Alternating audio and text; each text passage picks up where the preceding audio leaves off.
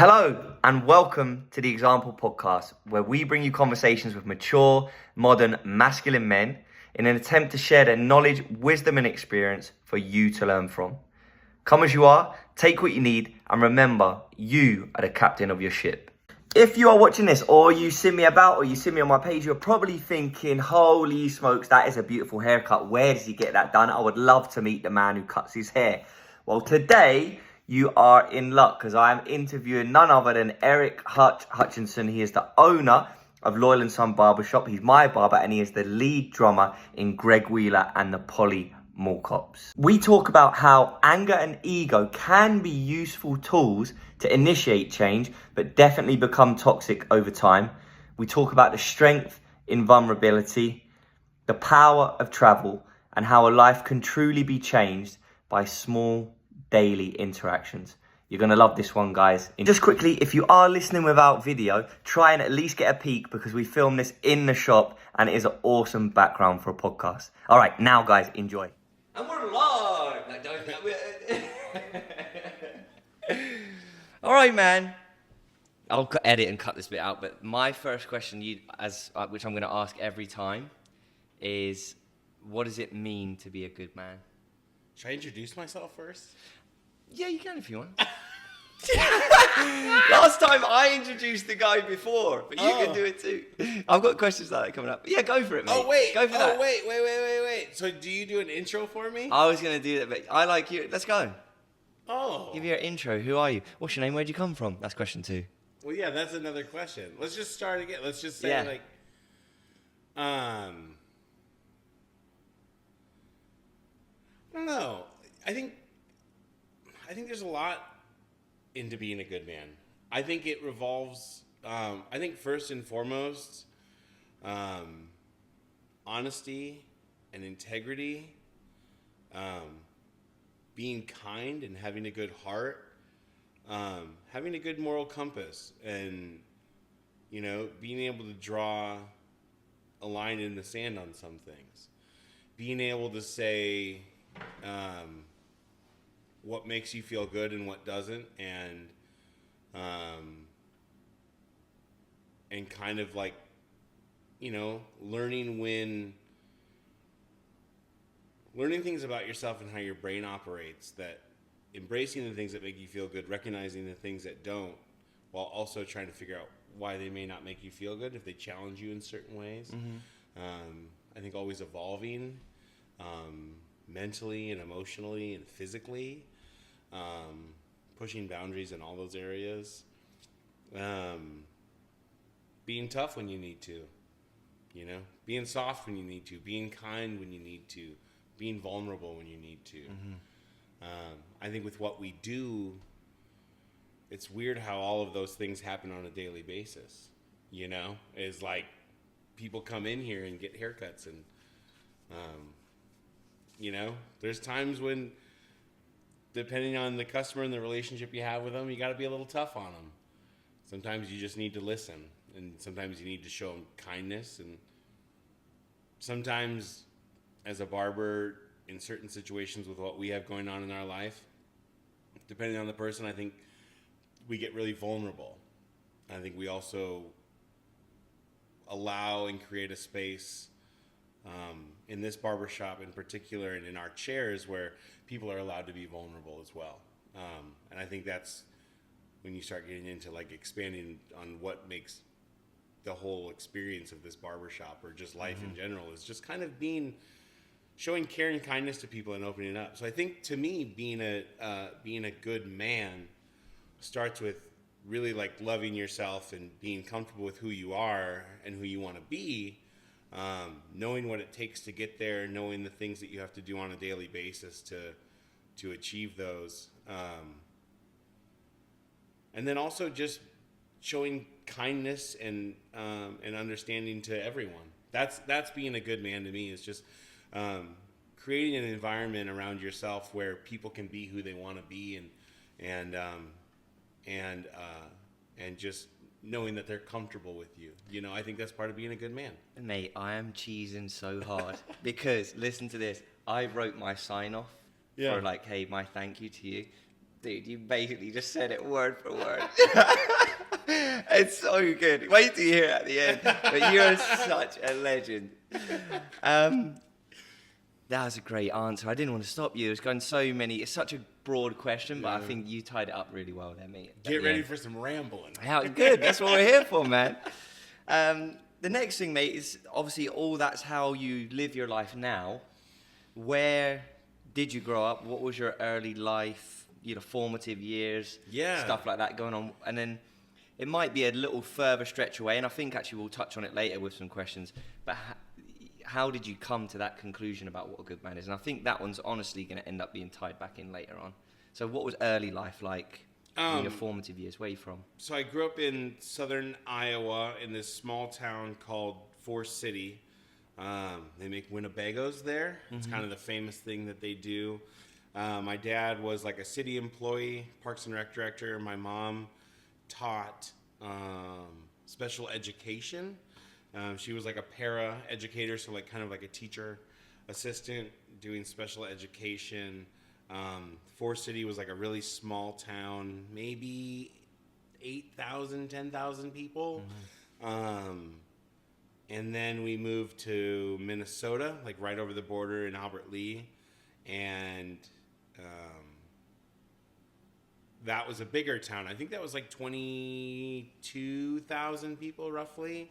And that, like, town-wise didn't seem like a big jump, but as I got older, what I had access to was Minneapolis.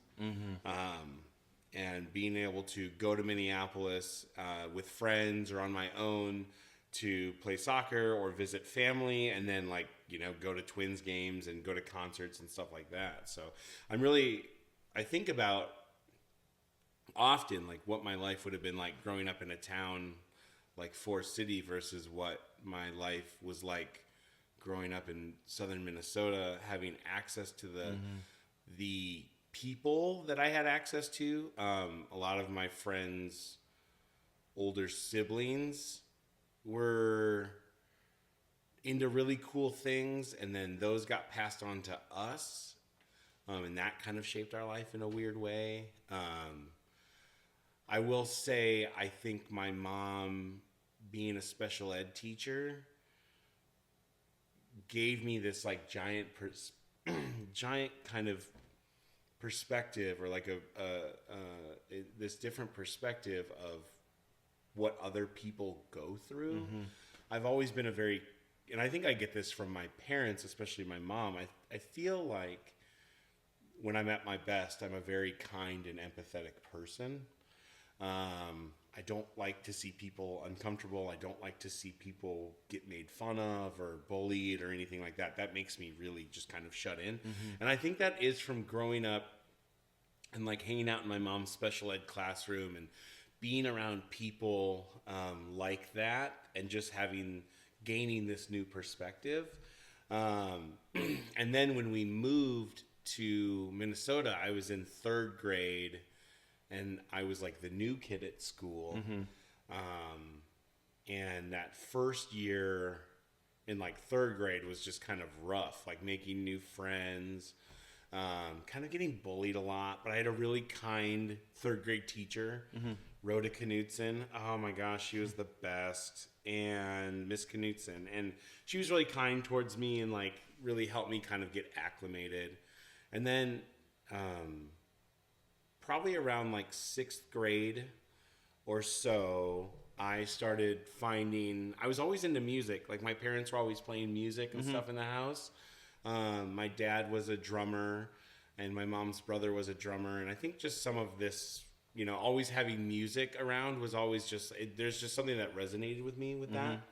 And then, but it was kind of like, when you're younger, you're kind of listening to the music that your parents want you to listen to. We didn't have MTV in our house, so if it wasn't the radio, it was my parents' CD collection. So like music has always been such a huge part of my life, and I think music to me has brought in so many other influential things, whether it's tattoos or art or traveling or whatever. it all kind of like the ripple starts with a drum beat, or a ripple starts with a chorus or a song or a band, and it kind of goes from there. And it's a long-winded way of saying, like, around like probably 6th or 7th grade was really getting into like punk rock and that type of stuff. And then through punk rock, you figure out all these other genres and subgenres of music.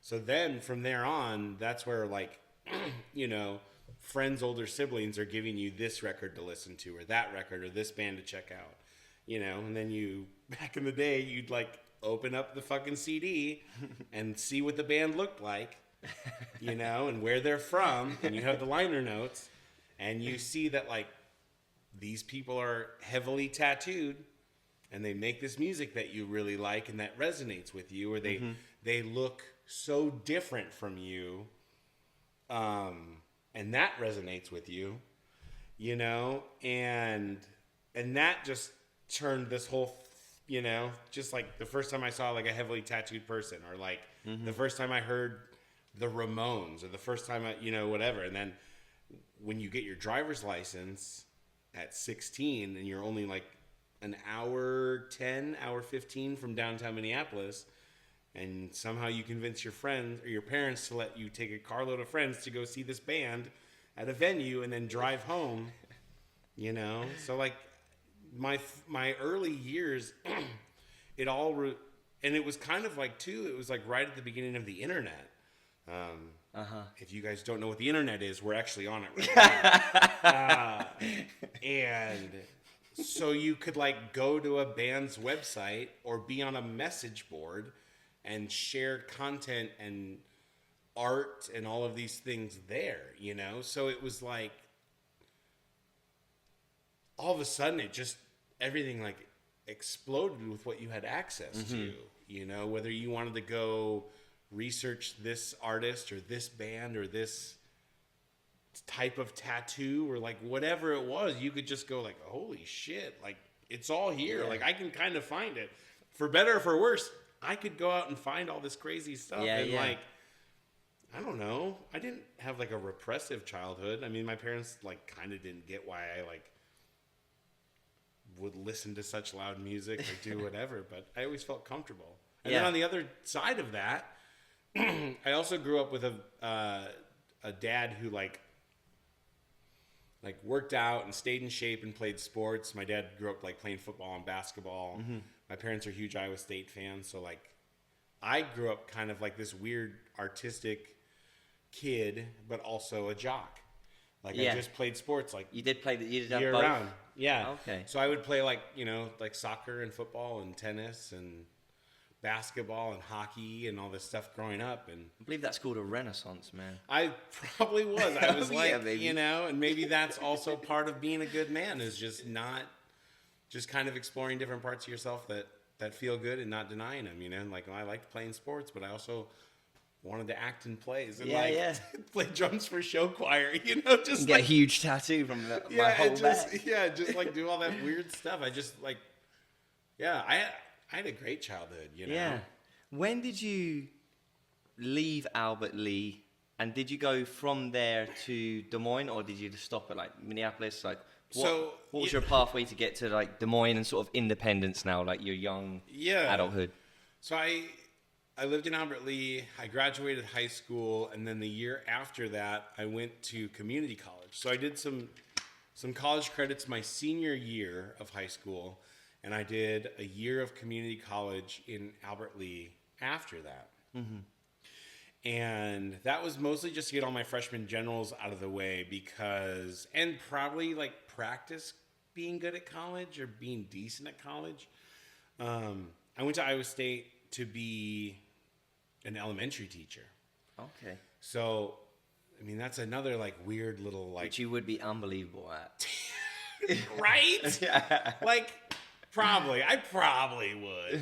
I just couldn't get like the organization and the discipline. I mean, that was kind of the whole thing. It was like my late teens to my early 20s was just trying to figure out like, who the fuck I was. And I felt like I don't regret going to college and getting a 4-year degree, because I do have a lot of good friendships and relationships that came from my 4 years in Ames. But I also don't know. I also kind of go like, maybe I was just doing it to appease some sort of like, well, society says I have to go to college. Yeah. Like, this is my next step. I am a middle class, kid from the Midwest, and I did great in high school, and I think this is just my logical next step. And, for better or for worse, I think a lot of kids fall into that. I think you're right, mate. I think I'm similar to you. Obviously, I loved coming to college, and my experience was really different coming from England to America. Like, that opened up the whole world. But the degree was kind of secondary, and like the people and the, hey, solve this problem, be kind of semi-adult, I like to call it. Like, that's the real value, right? And I'm sure you can get that in other ways. Yeah. But I don't know the fastest and easiest way to get that, rather than it's tough. Like, I think one of the greatest disservices that we do to kids, like 16 to 17 or 15 to 17 years old, I think we look at them and say, listen, when we used to do this, I don't know, with like internet and social media and the way the world is so much more connected now, I don't know if it's still this way, but the fact that, back in my day, when you were like 15 to 18 years old, we would kind of look at kids and go, hey, if you don't go to college, you could be a piece of shit. You could not succeed. You could stay in your parents' basement. You could, or whatever crazy thing society used to say to convince us to just go do this. Yeah. This is what we need you to do. Mm-hmm. We need you to go to college. We need you to get married. We need you to have kids. We need you to do these things. It's just kind of like, and I get having perspective now at, what like 16 to 18-year-old kids are kind of like now. I'm like, yo, the world's your oyster, but also you need some guardrails. Yeah. Yeah. Like, and I think that's, my response, part of my, if I can be a good example to young adults, is that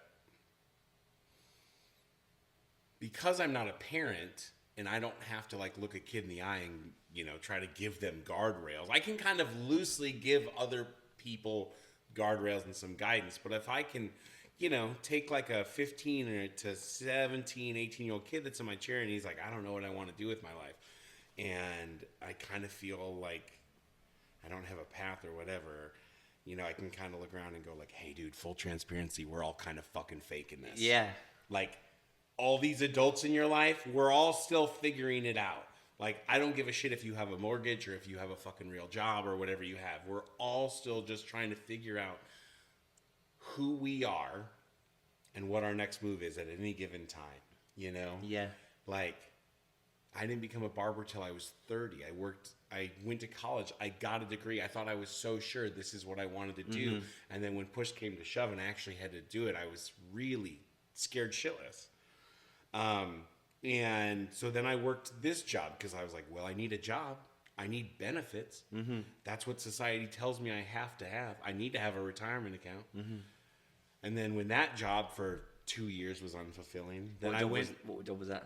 I worked at Nationwide. Yeah. And then I went to a different insurance job.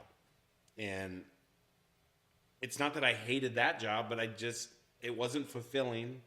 And it didn't make me, it didn't make me feel like, it just kind of made me feel like I was spinning my wheels, And then I went to a different job 2.5 years after that. And that was like my whole 20s, was like every 2 to 2.5 years, I went to something else. And then finally at 29, I had my wife, Catherine, and 2 of our best friends that we go on vacation with every year. We were sitting on a boat in Table Rock Lake in southern Missouri in August of 2014. And everyone was like, do you even know how long barber school takes? Because I talked about being a barber for so long, like 2 years, 3 years. Yeah.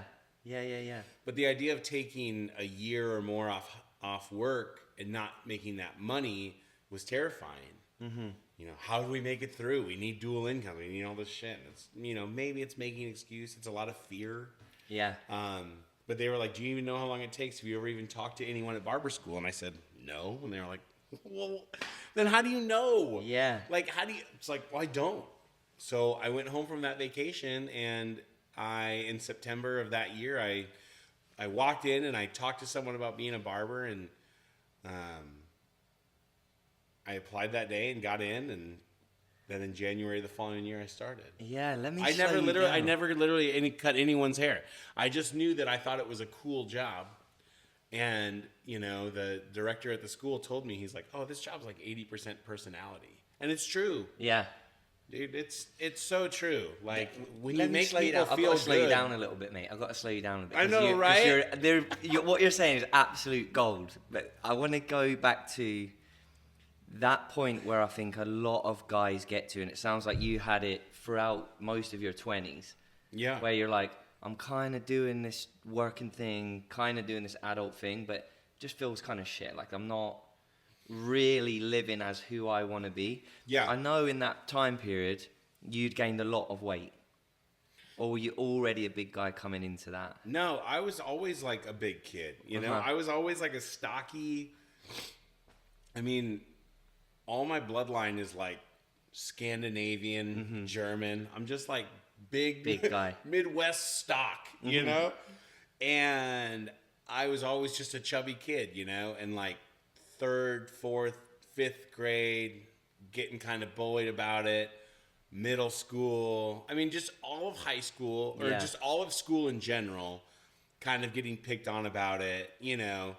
But you look back and you're like, oh, that's just, everyone is insecure, and like, I was the target of that day or whatever. Yeah. I would say 18 to 22, I would say being so insecure with who I was, feeling so lost about what direction I was going to, you know, where I was going to go and what I was going to do and what my life would potentially look like. I think just a lot of food and a lot of alcohol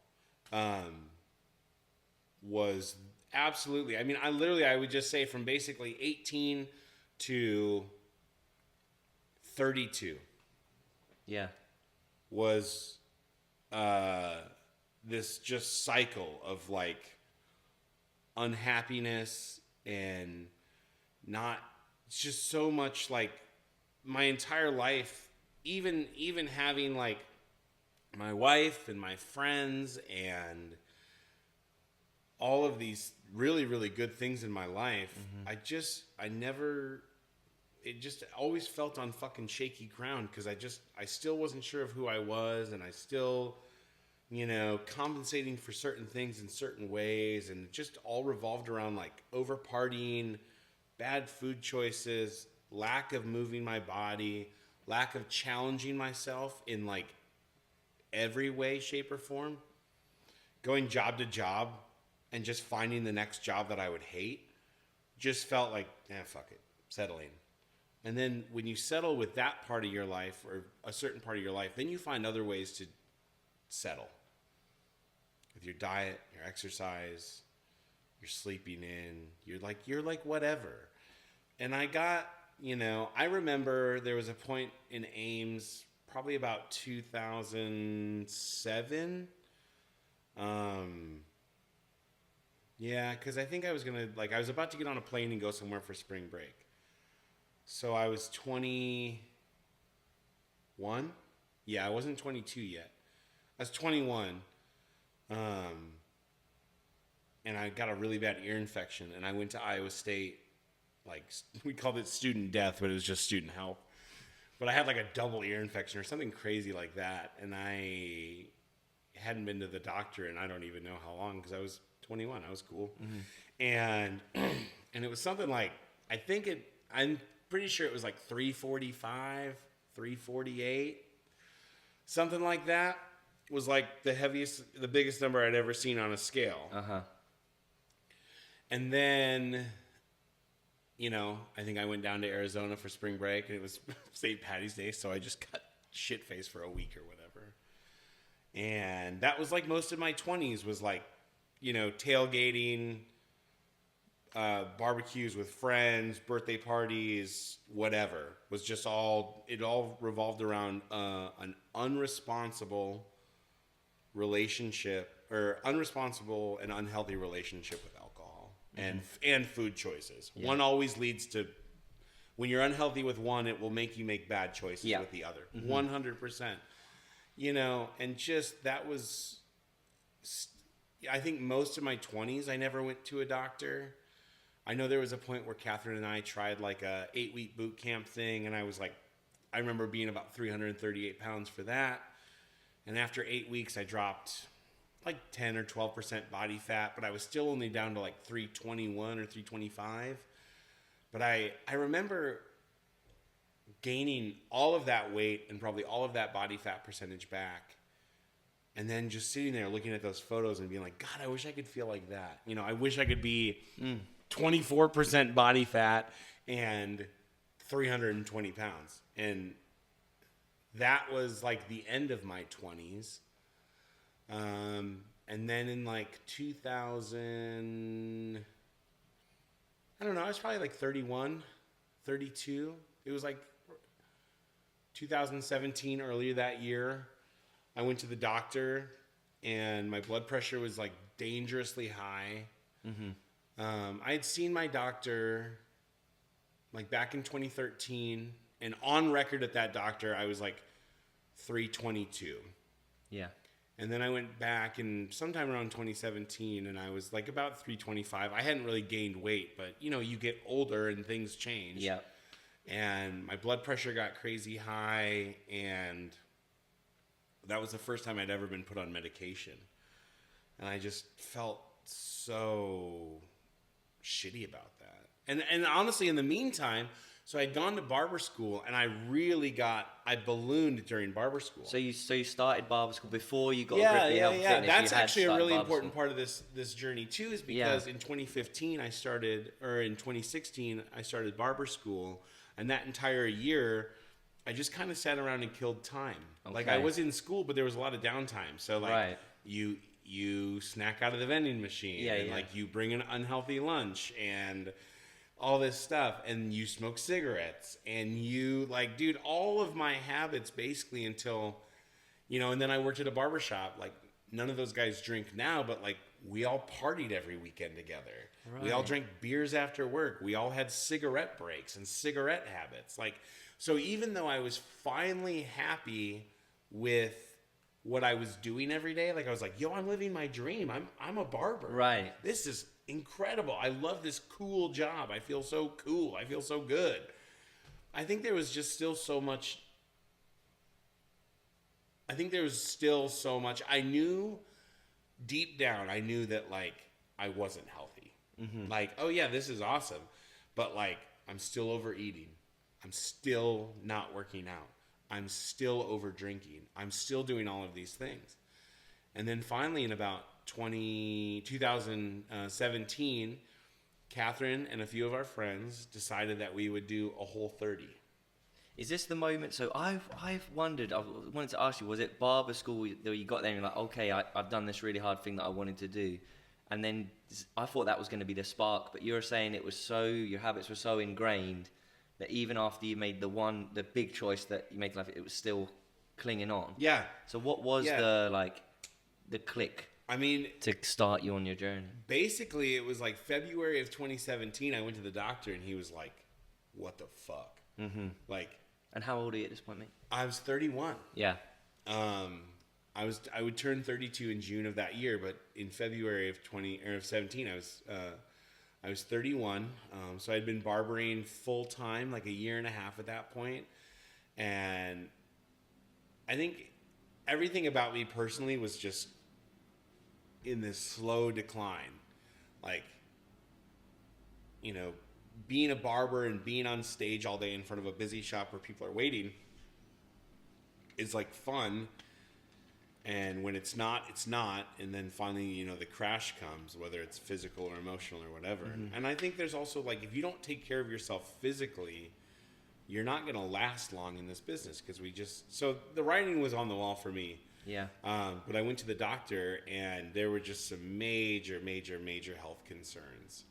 My physical health, my mental and emotional health were just really starting to decline. And I think I just had so much unhappiness with what I looked like, you know? And so a switch kind of flipped in me. And luckily, you know, Catherine and our friend, a few other friends were like, hey, we want to do this Whole30. Okay. Which is a pretty restrictive diet for 30 days. You know, like no soda, no bread, no beans. It's basically like eggs, meat, veggies, just whole foods. Mm-hmm. No alcohol. At that point, from the time I had turned 18 to the time I was 31, I had never taken, I bet, no more than like 4 or 5 days off from not having a drink. Yeah. So it was like 30 days. And I went from 320, roughly, and the end of the 30 days, I ended at like 290. And I had never seen, I mean, in my like adult life, I had never seen a number under 300 pounds on the scale. And that really set this fucking thing off in me. And, you know, from there, I kind of went about the rest of my year, you know, some weight fluctuations and stuff like that. And then, but I would really say, you know, starting in 2018 is when I started to get my health in check. Right, that's really interesting.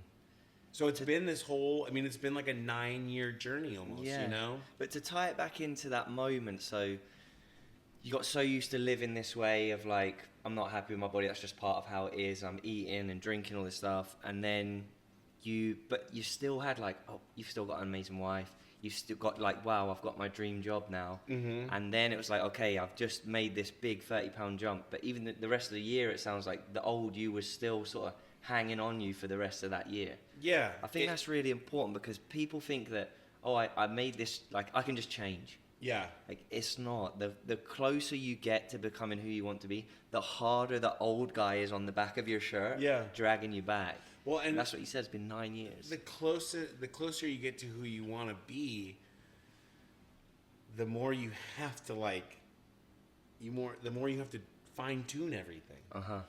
The more you have to like dig deeper into your shit, and you have to like uncover, like, the farther you want to go, the more you have to kind of uncover and figure out how you got there and how it shaped you to be the person you want to be, you know? Like, how did you do that, man? How did you do that? What process did you go through? Because that sounds like a big, like, you eventually you got your diet, you got your fitness going, but you're saying it's a big inward journey. Yeah, I think, because here's the thing, like, and I always say this, your body will get used to, your body wants to survive. Whether if you're drinking 10 to 15 beers a day, or a bottle of vodka, or you're eating 4,000 calories, or you're doing whatever, your brain will tell your mind to fucking survive. Mm-hmm. So when you get to 350 pounds or 330 pounds, you know in your heart that, like, or at least I knew in my heart, that I don't feel good. Mm-hmm. I don't look good. I'm not happy with the way I look or I feel. I don't like the way I fit into airplane seats, and I want to travel. Mm-hmm. I don't like the way I fit into a seat at a theater, but I want to go see a concert.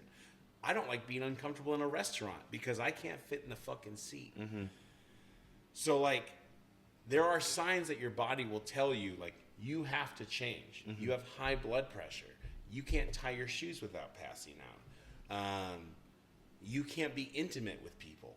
Like, and then there's also things about your heart that's like you got to figure out how the fuck you got there.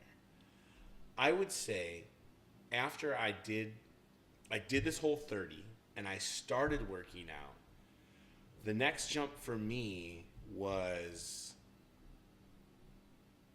like, I kind of had this fucking inflated ego. and Yeah, what do you mean? I'm doing this, and then I'm gonna do this, and then I'm gonna do this, and it kind of like it looking back now, it kind of manipulated the decisions that I made, or maybe clouded the reasons that I was making some of those decisions. I would say when I first opened Loyal Sons, and when I was first starting to plan Loyal Sons, God, I was probably I probably just came across like a prick. I had this giant inflated ego about what Loyal Sons was going to be and who it was going to be for and the impact it was going to have, and all of these people that fucking bullied me and said this shit about who I was going to be or who I wasn't going to be, and it was all like, fuck you. Look at this. Mm-hmm. It's all shallow shit. There's no longevity in an attitude like that. And that's what you felt was driving you to get the weight down initially and to go and I think the weight was just a general just like shock. And right. Then I think shedding some of that and being a little more comfortable with how I appeared to other people then made certain things come out of me. Would you say it was like... So have you ever seen that? And they weren't good. They weren't all good things. They were kind of like, ugh, I don't know about that guy, you know? That's good. Have you ever seen that map of consciousness where it's different energy levels that you go through? So it's reminding me of like a moment that's been for me, when I get angry, that's usually a tipping point where I will take action for something. Sounds kind of similar, like I've got this anger at these people that said I couldn't fucking do it, and the people that bullied me. So yeah. Although that fuel will eventually smash your engine up, like you can't run on that. Yeah. Sometimes it's not the worst in a moment. Like anger is a tool to be used. It can't be a sustainable fuel. 100%. It sounds like that's what you're saying and that's the question that's coming up. It's like, how'd your mentality change? And then what? Because you got the dream job of barbering. What was the switch to go, do you know what? I can actually go and be more, and I can even have my own store. Like, what was the moment for you to... Because for people that don't know, Loyal Sons is this beautiful shop that we're sitting in, and that is your love child and the absolute haven for so much magicalness in the world. And it's the barbershop, obviously. What was the point where you're like, yeah, I can actually go and get all I want here? I think there was just some things where, like, I was bettering myself. I felt like I was bettering myself, and this is just like being so like brutally honest and not sugarcoating this at all, because it's fucking real to know that, like, for other people to know, once again, you don't have it figured out. Mm-hmm. Like, none of this has been perfect.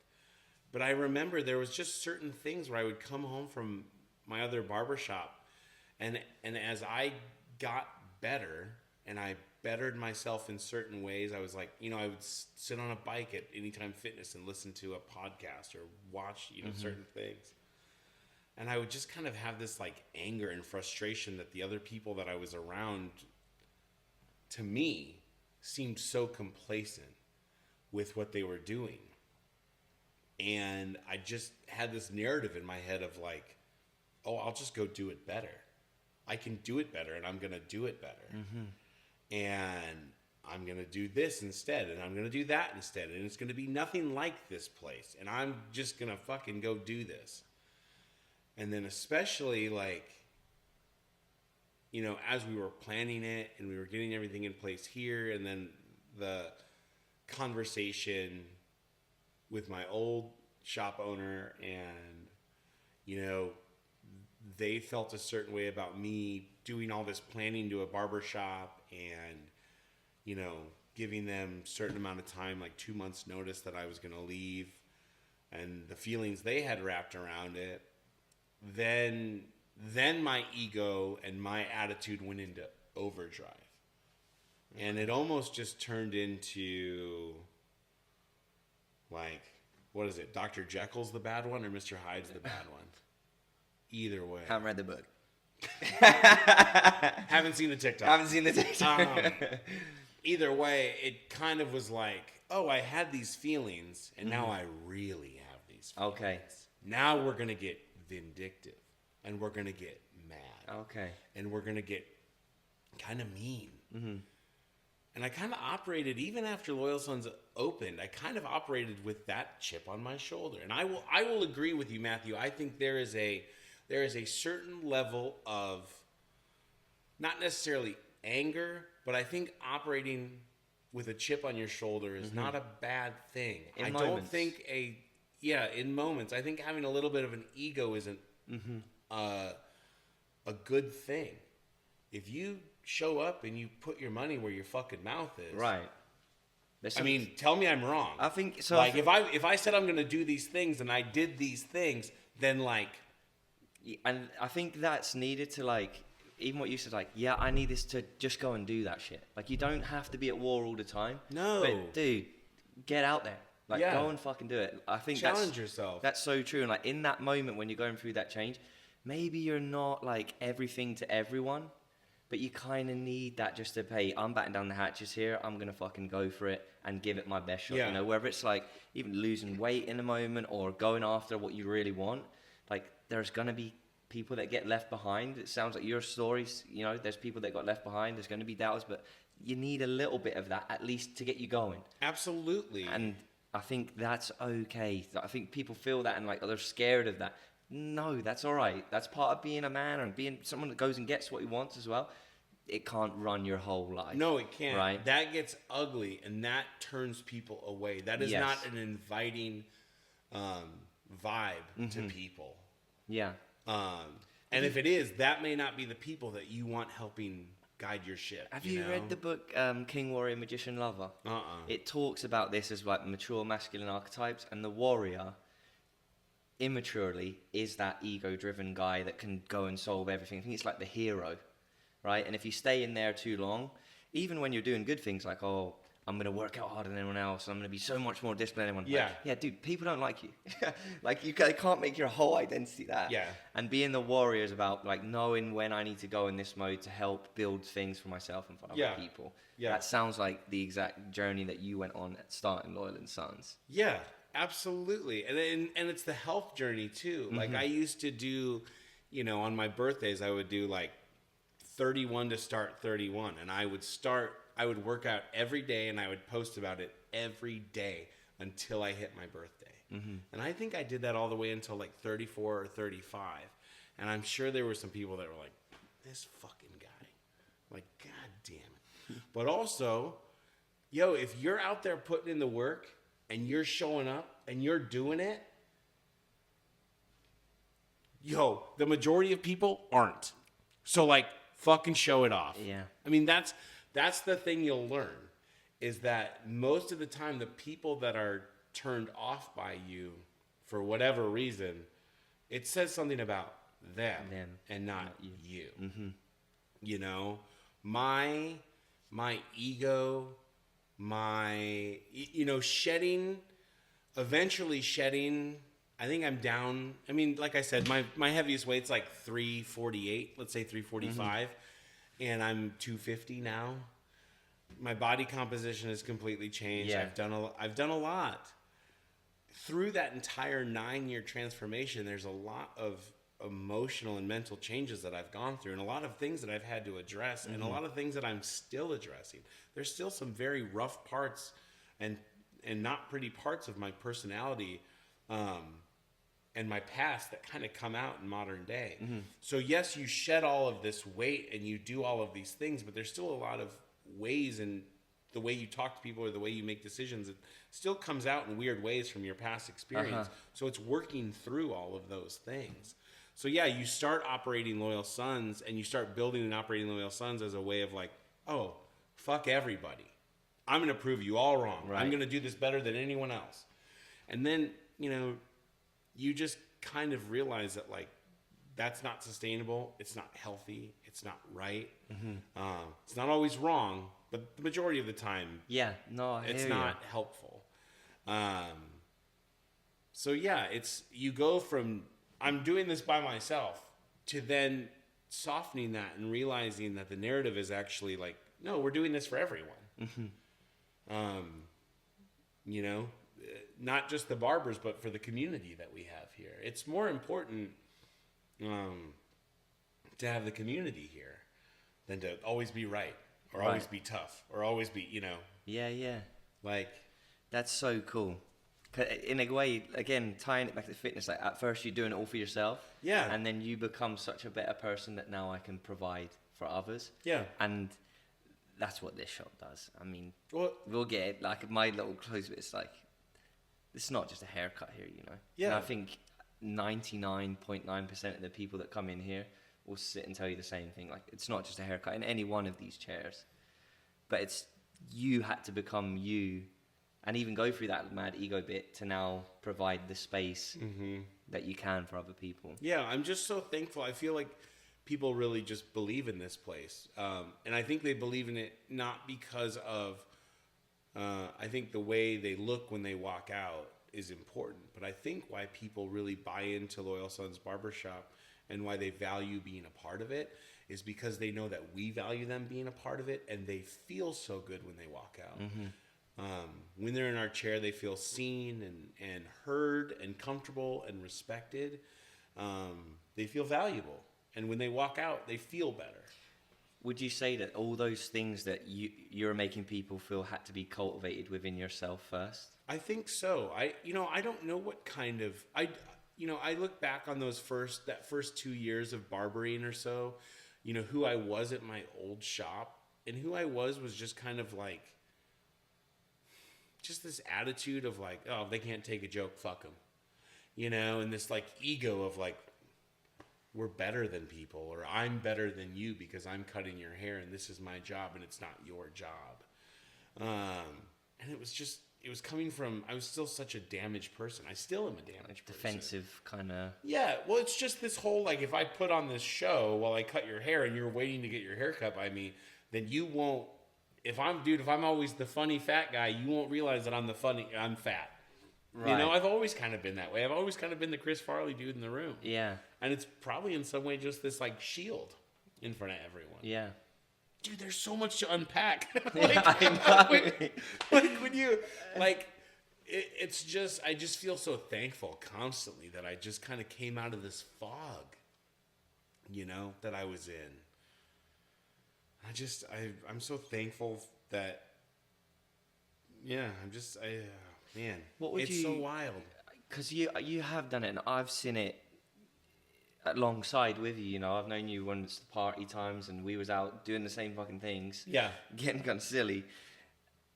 What would you say to someone that's like, they're in that fucking fog, they're bouncing around from job to job, that they're spinning their wheels, or like a young bloke that like sort of has a little idea of what they want to do because you knew that you wanted to be a barber? Like, what would you say to them to like, yeah, make this change? Or where would it start even? I would say figure out some way to get uncomfortable. Okay. Figure out some way to really get out of your comfort zone. I think for me it was like, okay, here's these 30 days of like, this is how I'm eating. Mm-hmm. And then when you see that it works, or that you can come back from it and like, keep going. But I think it's just like, take chances.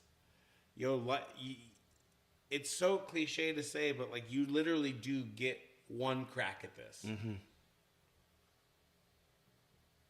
Seriously, like, do what you want, as long as it doesn't fucking hurt people. Mm-hmm. Travel,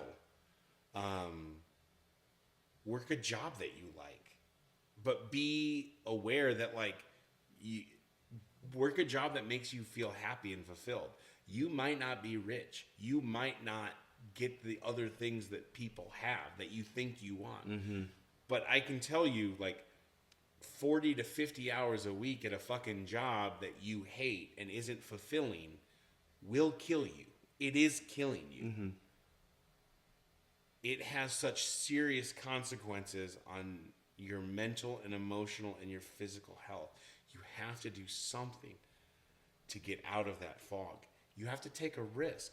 There's not a ton of things in life, not a ton of risks in life that you can't recover from. Like, dude, especially when I'm talking to a fucking like 18 to 23-year-old, I'm like, yo, Yeah, well, you turned it around at 32. You have so much fucking time to like take a chance and recover from it. Move to a different country. Move to a city that you don't know anyone in for a fucking dream job and like earn your keep. Go to school in a different country and like, you know, learn their way of life. Like, you have to go do these things, and you gain so much perspective out of them. Why does it have to be uncomfortable? Like, what's the value in that part of doing the hard thing, doing the thing that maybe you don't want to do? Like, what's the value in that part? Well, I think doing things that you don't want to do, it's that motivation versus discipline. Yo, I want to have this body, or I want to make this much money, or I want to do this. Yo, it's easy to sit and talk about what you want to do, what you want to have, what you want to achieve. So what are you doing on a daily basis? What are things you're constantly doing to get there? Are you reading a book? Are you listening to a podcast? Are you going out and having weekly conversations with people who work jobs that you want to work to get more insight on what their life is like? Do you surround yourself with people? Do you put yourself out there? Do you challenge yourself to put yourself out there and meet people who are living their lives the way that you want to live, and maybe introducing themselves or introducing yourself to them in an uncomfortable way? That is a risk. That is a challenge. Putting yourself out there. And then when you realize, oh, I survived that. Okay. And then you do it again, and it's not so scary. So then you just keep pushing the needle, you know? Yeah. Like, oh, I'm under 300 pounds. Okay. Well, what if I just go ride the bike every day for a month and see what happens? Oh, I lost another 10 pounds. Okay. Well, I don't want to, you know, my next goal is I want to lift weights, but I don't know how to lift weights. So you kind of go to the same 10 machines, you know, every day or whatever, and you're like, no, this is comfortable, but you're not making the progress you want to make. So then you're like, well, maybe I should sign up for a personal trainer. And then they complete, you know, and then they show you. And then once again, this thing that you thought was kind of scary to do, that you didn't know you knew how to do, you knew how to do. So if you kind of keep these little minute challenges, kind of just add up to big changes. Yeah. You know, start with a certain diet or whatever, or like start with a certain conversation, or a certain discipline every day. You know, there's that old thing where it's like, make your bed every day. Because like, as soon as you get the fuck out of bed, you've accomplished this one thing. What's next? That's the other thing. We're sitting in this barbershop that Catherine and I built from literally concrete floors and shitty walls, and we had to do this whole thing ourselves. But I'll tell you, there's no desire to me at all. Full transparency. I will not retire from this barbershop. This will not be the last place that I ever cut hair. I'm already thinking about what the next barbershop looks like. That's the next thing. I'm inspired by people that go, okay, what's next? What's the next trip? What's the next physical challenge? What's my next career move? What's the next thing I'd like to do? You know, I'd love to do, when I was in Japan, I really was like, yo, it takes 2.5 days to hike Mount Fuji. I'm 40. Like, do I hike Mount Fuji before I'm 45? You know, do I say like, okay, in 3.5 years, my goal is going to be to hike a 13,000 foot mountain in 2.5 days and come back down. And like, so that's the thing. To me, it's always what's next. Yeah. I'm inspired by those type of people. And I think that's where you go, like, if someone really wants to start to change their life, put a magnifying glass on a certain part of it and kind of figure it out. You're not going to deep dive it.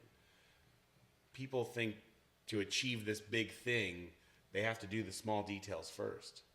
Or, you know, they don't even, it's that old adage of like, you stop before you even fucking start. That's me, dude. I'm terrible at learning new things because I hate being bad at things. But you have to just kind of like, you got to start somewhere. Yeah.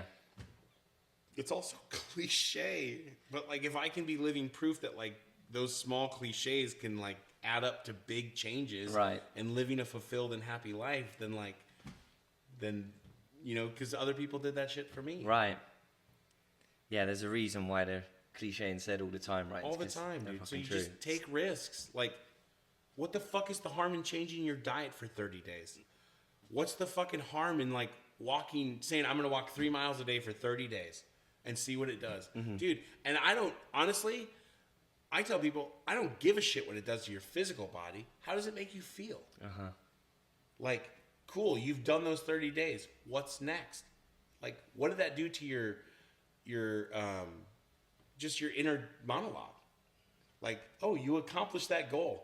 That's awesome. That Be you proud said of you were yourself. going to do. Correct. Like you just done what you said you were going to do. That will no do matter what so it is. much for your mental and emotional health, all while affecting your physical health, which is it's this cycle. It's and challenging yourself and achieving those things that makes you happy, and then when that makes you happy, it just becomes this thing of like, oh yeah, I can do this shit. I yeah. can do it. And that's what it is. That's what all this is about, is just finding the things that you want to do and finding ways to do them. Getting after it. Yeah, dude, getting after it. Because you have one shot at this. One shot. What the fuck are you gonna do? You're gonna look back and go like, I wish I'd have done all this shit. Like, hopefully not. Yeah, I think that's one thing that should hopefully drive a lot of people. Like, you're not going to be on your deathbed and be like, oh, do you know what? Yeah, that 30 days of eating well was really shit. Yeah. glad I didn't do that. Yeah, whoops. And I think you're right about it's almost like a snowball, right? You get one little thing done, you're like, okay, shit, I can actually do that.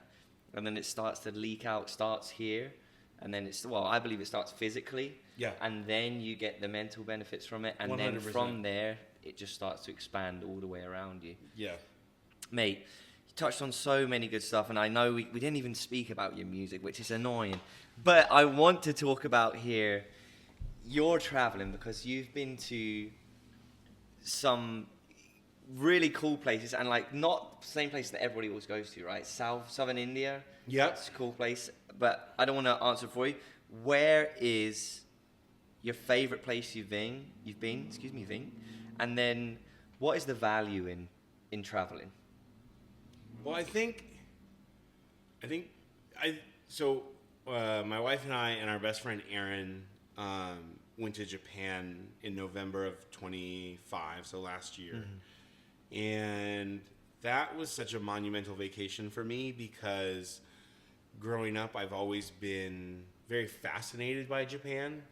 The food, the culture, the tattoo culture, the art, just everything. I remember being in like first grade, second grade, and we built a paper mache model of Mount Fuji and like talked about active volcanoes, and then like, just like reading books as a kid and samurai stuff. And like, it just is like, Japan has been so fascinating to me. Yeah. And it's so far away, and it's just so different than America.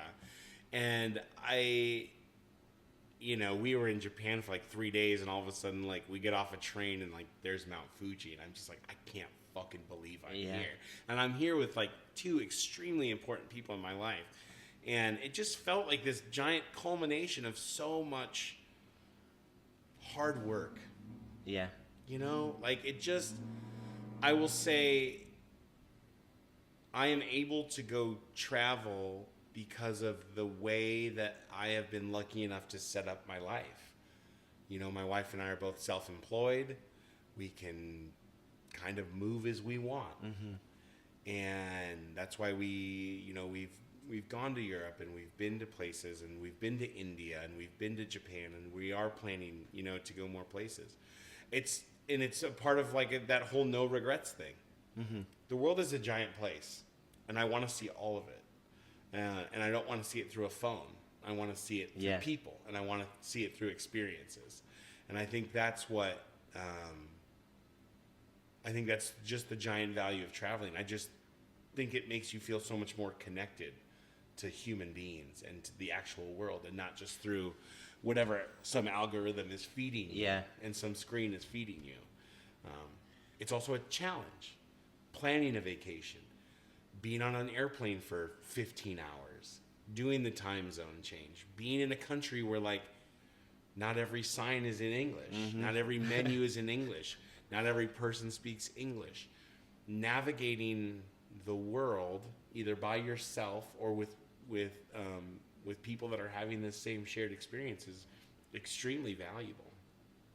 And also it makes you go like, well, shit, if we did that, we can also go here. We can also go yeah, here. like, you know, if you could be on a plane for like 16 hours, like you can kind of get through most places.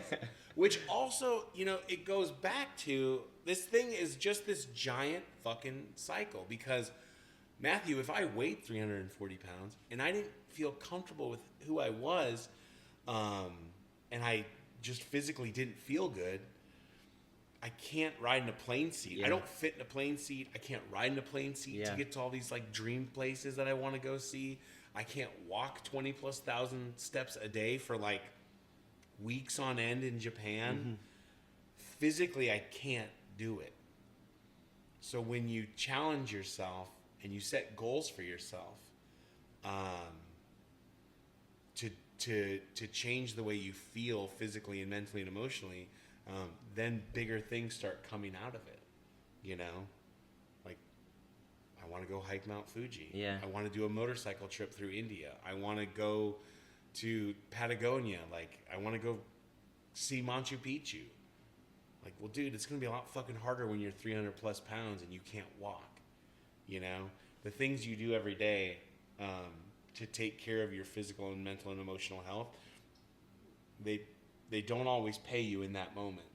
They pay you in experiences later. Yeah. I think that's a really good point, and people get stuck on how hard it is right now and thinking about the work it's going to take rather than thinking about being at the top of Mount Fuji. Dude, I can't tell you. Just think about being at the top there and then do the work. Don't worry about how hard it's going to be, how long it's going to take, Correct. the number on the scale every day. Like, get that clear image of who or what you want to experience, and that's got to drive you through it. Yeah. Yeah. I can't tell you how many times that Aaron and Catherine and I were on that vacation, and we all work out at our friend Matthew's gym. Shout out Elevated Fitness. I love that man with all my heart. He has completely changed my life. Like, for real, for real, for real. I owe so much to Matthew as an example of physical health and being a man and just being a friend and keeping people accountable. I really have like genuine love and care for him. And we all work out at Matthew's gym. And I can't tell you how many times on that vacation that we were like, Jesus, thank God we all work out. Because, you know, when you're sitting there looking at your watch and you're like, yep, 22,000 steps, you know, up to the top of this pagoda and back down to see this shrine in Japan, or like, you know, the first 1,000 feet of Mount Fuji and back. Like, we did it, you know? And so yeah, I think just setting, you know, having a picture of what you want your life to look like, and then how you get there. I think that's part of it. You mentioned Catherine there. How, and she's been with you through all Eric's, right? All the Hutches. Through dude. thick and thin. Yeah. Seriously. We always joke. Catherine has loved me through thick and thin. We met in 2008, like April of 2008. My band was playing a show and we met. And it's a crazy story about a broken elevator and us coming back together that night. It's insane. It's, but yeah, like, and we got married. We were kids. And, you know, we'll be married 16 years this year. We've been through losing friends together and a couple houses together and dogs and losing dogs and opening businesses and so much stuff. I always say that you either grow together or you grow apart. You know, when you get married at 25, you're like kind of just starting to figure out who you are. Yeah. And so you're going to change as individuals. That's like inevitable. But are you going to go through those changes with a partner who is supportive and understanding and doesn't let you settle and keeps challenging you to keep pushing and doing all of these things, or, you know, are you going to sit there while they change everything and then you're going to get fucking bitter about it because you're not changing. Yeah. So, like, and change is not always positive. You know, Catherine could have, you know, just because one of us changes doesn't mean the other one is. And then there's a whole bunch of feelings wrapped up in that. But I think what's really incredible about Catherine and I is we've always supported each other. I always tell Catherine it's us versus everyone. Always. It's always us versus everyone. And, you know, if her and I don't feel good, then it's hard for me to feel good. Right. So it's really incredible. Like, she is my best friend. And even when we're having weird moments, for whatever reason, you know, it's always like, I always say, like, feelings are temporary, we're forever. Always. Like, yo, all of this weird, heavy conversation, whatever way it's spinning, like, this is all temporary. We're not going to feel like this in 30 minutes. We may not necessarily feel like this tomorrow. But, like, what we are is forever. Yeah. Like, this is real. This is us. Like, whatever comes, like, we'll get through it together. So. I love that. I kind of got a little shiver down my back hearing that, you know. That's so true. I think that feelings are temporary and we're forever. That's like, I don't know where I'm at right now as well. That's like I said, I had those that like crystal clear down the back of my spine. That's exactly what it needs to be. I love that. And it's also too, like, you want to go back to traveling, like, yo, us missing a train or us, like, being tired or hangry or whatever the hell it is. Like, that's all temporary. Like, look where we are right now. Like, this is incredible. Like, this is forever. These memories are forever. Fighting about certain things or, you know, her saying something to me and I know it's fucking true, but it makes me feel a certain way and I kind of shut down because I don't want to hear it. You know, those feelings are temporary. So then you, like, figure them out and you process them. But, like, I wouldn't be who I am today without Catherine. There's no way. Absolutely no way. I wouldn't be a business owner. I wouldn't have my physical health. I wouldn't be working on my mental and emotional health as much as I am and want to if it wasn't for Catherine. You know, just stuff like that. I think there's a lot of serious growth between the two of us, and I think we just kind of keep what's next. Yeah. You know? Nice. Turned 40 last year, mate. They Crazy. say everything before that is an experiment. And life begins at 40. So how was year one? Dude, year one was really wild. Catherine threw me, like, the best birthday party ever. And I had so many friends and so many people I loved show up. And it was just great. My band put out a new record. We went to Japan. I'm starting therapy because I need to. And that's, like, you know, circle back. Therapy is something that I know I've needed to do for so long. Okay. For so long. And I'm like, probably when this podcast comes out, I'll, like, have just had my first in-person session. And I have been scared to do it. I've been nervous to do it. The idea, like, I convinced myself, like, well, I don't want to go fucking meet a therapist, and I don't want to do the first date. And there's an excuse. I'm scared of, like, I like me. What will change if I do this? I'm scared to uncover some shit from, like, you know, being bullied and, like, just what my youth was like, and things that I may have not thought about for the last 3 decades, you know. But I understand that the way because I have my physical health pretty well dialed in. I feel good about my routine and all of those things, but I'm starting to realize as I get older, there's these tendencies that I have, certain things that trigger me and things like that I don't have coping skills for. And I need to get coping skill, like some tools, you know? Right. So I need to challenge myself and do something scary, like go to therapy and meet someone new to say, listen, here's some shit that I have going on. I need help. You know, just like I did with my diet, just like I did with my job, just like I did with my physical health and going to Matthew's gym and stuff like that.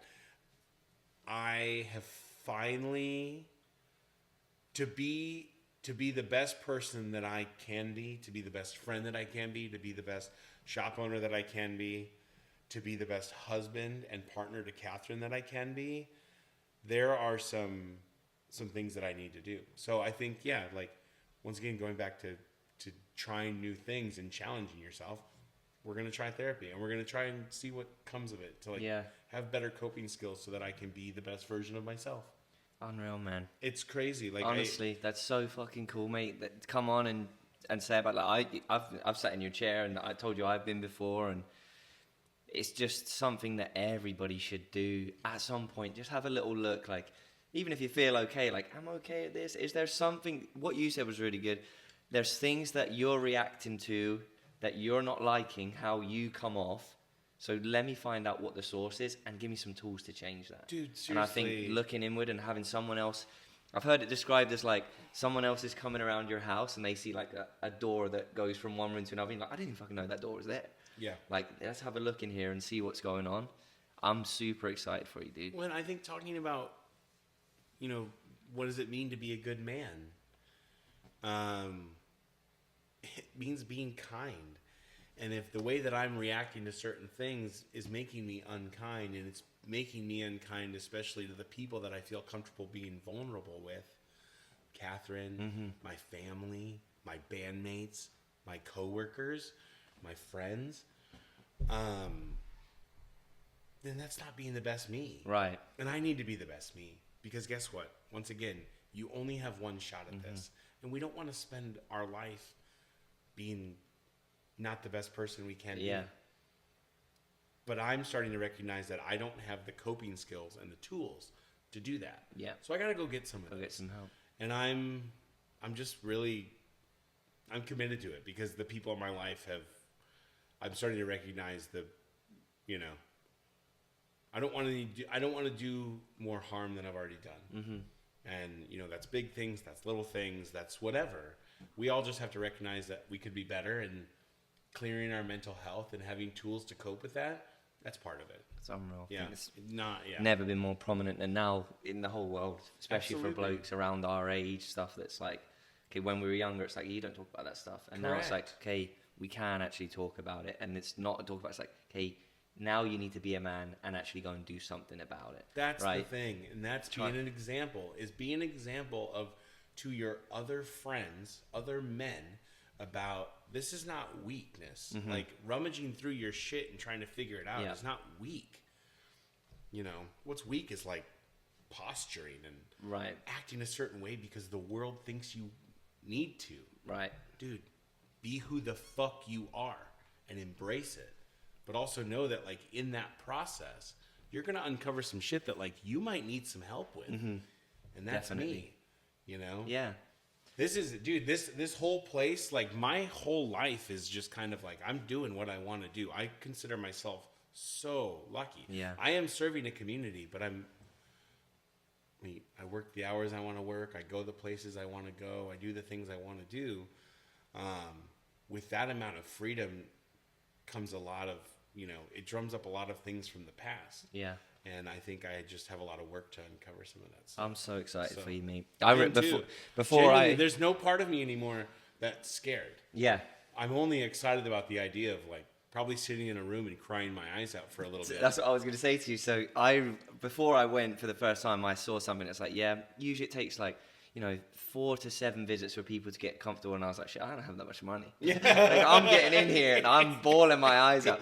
And it was so funny, mate. As soon as I got in, my posture went to like kind of a nervous teenage boy slumped on a sofa. Not and confident. Then it just, like, it came out of me Yeah. for the whole hour or so. But it's unbelievable. Well, it's a beautiful It's thing unbelievable, to just cry. so. There's been multiple times where Catherine goes, "How do you feel?" And I just go, "I feel like I need to cry." Yeah, mate, I'm a big crier. I love it. I'm so excited. We're going to sign off with me. I'm always going to ask every guest, do you have like a little saying or like words to live by that have got you to where you're at, or something that you always come back to? Or I don't. no? Like this one, you hear enter as a stranger, leave as a friend. That's fucking awesome. That's like an old tattoo barbershop saying, I feel like, where it's just like build your community. Yeah. Like, hey, we don't know each other, but hopefully by the end of this haircut we have a little more understanding and insight into what the other person is going through or what the other person's been through. There's no like the best advice I ever got, the worst advice I ever got, like whatever. I will tell you, I have been so fortunate to always, throughout my life, I've had so many incredible examples of what it means to be a good person. Watching my mom teach special ed, watching my dad serve his community, watching my parents be in love, and what that meant to be a good partner and a good husband. Watching the way that my dad navigated manhood. Watching how people move through the world. I just feel like I've always just I've had really good examples. Now, I didn't always listen to them. I didn't always follow what they did to perfection. But when I go back and I think about, certain people in my life and the impact that they had on me, my 3rd grade teacher made me want to be a teacher. I think that's why human to human interaction and vulnerable human interaction is so important, because it makes you realize that so many people are having similar experiences and similar doubts and similar thoughts, similar goals, things they want to achieve. We're all struggling with the same thing. We're also kind of going after the same things, I think that's why being vulnerable and human-to-human interaction is so important. I think that's what's so special about this place. It allows us to do it, but it allows us to do it. We're kind of breaking bread in a sense. Mm-hmm. You come in and get a haircut, and we'll just kind of slowly become best friends. Yeah, mate. Like, seriously, we'll just kind of build this friendship. It'll start with this, but it'll blossom into this. Mm-hmm. And when you allow yourself to be vulnerable and share this experience, it can just grow into some really beautiful things. I just can't believe the friendships and relationships that have started in my life because of barbering and a haircut. I'm just so incredibly thankful. Once again, it's cliche, but like, I can't believe that this is my life. Because I just get to like hang out with my friends all day. So it's really incredible. I'm so thankful. I think as well, and I know you've mentioned there like lucky and things like that, mate, but I think what you've done, earned it, one. Make sure you give yourself that pat on the back, proud of yourself, one. But you've cultivated all of this on the outside, starting with you, and it just goes to show that you're not done. You're not done. And I think my big thing that I wrote down here, which is so funny, mate, is just, one, what a pleasure it's been to witness your transformation from like a young man. Like, we probably knew each other like mid-20s, early 20s, so you're a little bit older than me. But you said the word earlier, you just took responsibility for each bit of your life and then built on it and built on it. And now that bleeds out into everybody that comes in here. You provide food for people to feed their families in here by employing other people. Everyone that gets to sit in your chair is so lucky. It's not just a haircut. Right? I know I've had times where I've come in here like desolate and I've left here with a smile. And I've come in here so happy, and I know that you share every bit of fiber of my happiness with me. Yeah. And I just think that is because you have done the work to love and live as you are, so authentic to yourself. That's why I was laughing about at the beginning, mate, because you said that about being exactly who you are, and I think that's what you do. Yeah. And it allows others to do the same, mate. And that's, I couldn't thank you enough, and that is the example of a great man. Thank you. Thank you. Like, I don't know. You know, I've come in here desolate, you know, and I still have to give myself to people. But I have people like you that sit in my chair, and I have such incredible customers and friends that come in here all day that either I can be desolate in front of, or because of what we've cultivated in here, people fill my cup. Whether they know they're doing it or not, people have filled my cup. And that's where I just go back to feeling so incredibly thankful and so incredibly lucky. And it's, in weird ways, it's just all life-changing shit, man. Mm-hmm. Like, if you open your heart and your mind to it, you can really, like, be transformed through, like, little minute interactions with so many people. I'm, like, living proof of that, you know? I love it, mate. I think we'll end it there. We'll end it there. I'm gonna move this table and get a fucking hug. Get over here, man. I love you. Thank you so much. That's class. That was brilliant.